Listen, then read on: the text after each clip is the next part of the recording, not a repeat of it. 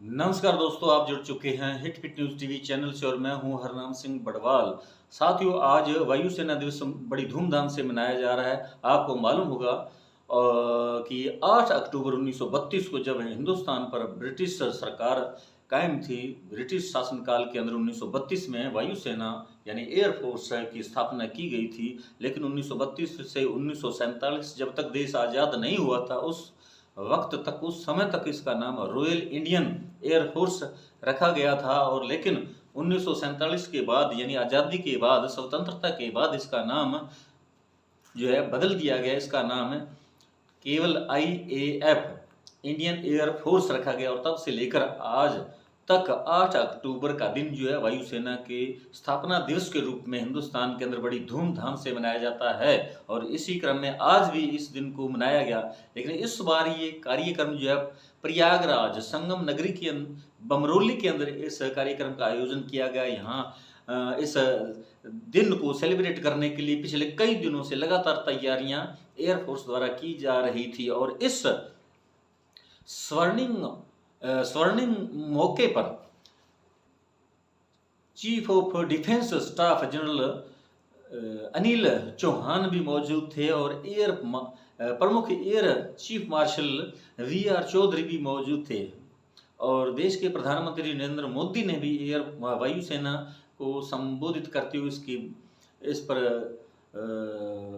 काफ़ी वायुसेना की प्रशंसा की। और साथियों, आपको मालूम होगा किसी भी देश की सुरक्षा की गारंटी केवल वहाँ की सेना होती है, चाहे वो वायुसेना हो या थल सेना हो या नौसेना। और इंडियन जो एयरफोर्स है, इसका भारतीय सुरक्षा के लिए बहुत अहम स्थान रहा है। जैसा कि आपको मालूम होगा 1971 के अंदर जब बांग्लादेश अस्तित्व में आया, उस समय जो भारतीय वायुसेना उसका बहुत बड़ा रोल रहा, बड़ी भूमिका रही, क्योंकि एयरफोर्स ने ही उस गंभीर परिस्थितियों में बाजी को पलट दिया था और पाकिस्तान के 90,000 फौजियों को अपने हिरासत में ले लिया था, कब्जे में ले लिया था। और इसी प्रकार 1965 के अंदर भी एयरफोर्स की जो है भूमिका बहुत अहम रही थी। और जैसा कि 1998-99 के अंदर कारगिल का युद्ध हुआ, उस समय भी पहाड़ी इलाकों पर एयरफोर्स ने ही बम बरसाए थे और पाकिस्तान की सेना को कहीं ना कहीं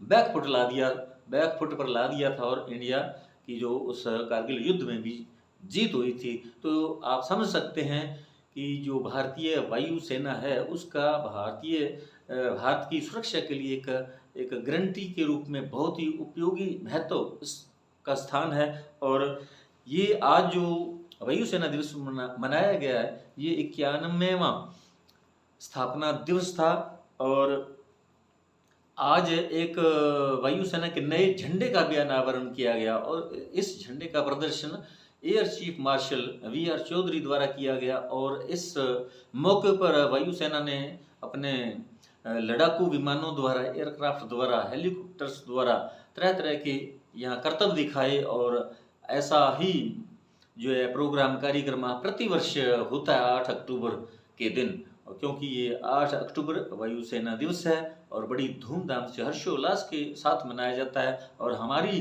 तीनों ही सेनाओं पर भारतीयों को बड़ा गर्व महसूस होता है। और ये इसलिए मनाया जाता है क्योंकि एयरफोर्स का, वायुसेना का एक बड़ा लंबा इतिहास है। क्योंकि 1932 में देश आज़ाद नहीं था, उस समय देश अंग्रेजों का गुलाम था और उस समय इसकी स्थापना की गई थी वायुसेना की। जैसा कि मैंने पहले आपको बताया, इसका नाम उस समय रॉयल इंडियन एयरफोर्स था, लेकिन 1947 के बाद इसका नाम बदल दिया गया, IAF इंडियन एयरफोर्स रखा गया। और तब से आज तक इन्होंने भारतीय वायुसेना ने कीर्तिमान स्थापित किए हैं। और आपने सुना होगा सर्जिकल स्ट्राइक के अंदर भी जब पाकिस्तान के अंदर बम फेंके गए थे इंडिया की एयरफोर्स द्वारा, जो लड़ाकू विमान है इंडिया के, तो भारतीय वायुसेना जो है इसका पूरी दुनिया के अंदर जो चुनिंदा एयरफोर्स है वायुसेनाएं दूसरे देशों की, उनके समकक्ष है।